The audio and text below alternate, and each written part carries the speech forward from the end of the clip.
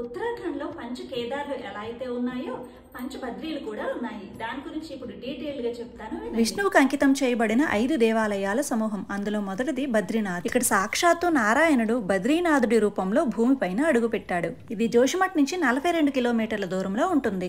రెండవది భవిష్య బద్రి. ఇది మేముండే తపోవన్ కి 9 కిలోమీటర్ల దూరంలో ఉంటుంది. జోషిమఠ్ లో ఉండే నరసింహస్వామి విగ్రహం రోజు రోజుకి భుజం తరిగిపోతూ వస్తుంది. ఎప్పుడైతే అది పూర్తిగా విరిగి కిందకి పడిపోతుందో బద్రీనాథ్కి వెళ్లే దారి మూసుకుపోయి ఆ శ్రీమన్నారాయణుడు భవిష్య బద్రిలోనే పూజలు అందుకుంటారు. ఇక మూడవది యోగ ధ్యాన్ బద్రి. ఇది జోషిమఠ్ నుంచి బద్రీనాథ్కి వెళ్లే దారిలో పాండుకేశ్వర దగ్గర ఉంటుంది. ఇక్కడ పాండురాజు తమ పూర్వజన్మల్లో ఋషులుగా ఉన్న 2 జింకలను చంపడం వల్ల కలిగే పాపాలను కడిగివేయడానికి ఇక్కడ ధ్యానం చేశాడని చెప్తారు. నాలుగవది వృద్ధ బద్రి. నారదుడు విష్ణువు కోసం తపస్సు చేసేటప్పుడు విష్ణుమూర్తి వృద్ధుడి రూపంలో కనిపించాడు. అప్పటి నుంచి ఇది వృద్ధ బద్రిగా పేరుగాంచింది. ఇది జోషిమఠ్ నుంచి 7 కిలోమీటర్ల దూరంలో ఆనిమత్ విలేజ్ దగ్గర ఉంటుంది. ఐదవది ఆది బద్రి. ఇక్కడ విష్ణువుని ఆది రూపంలో పూజిస్తారు. గుప్తుల కాలం నాటి అత్యంత ప్రసిద్ధమైన 16 దేవాలయాల్లో ఇది ఒకటి. కనప్రయాగ నుంచి 9 km.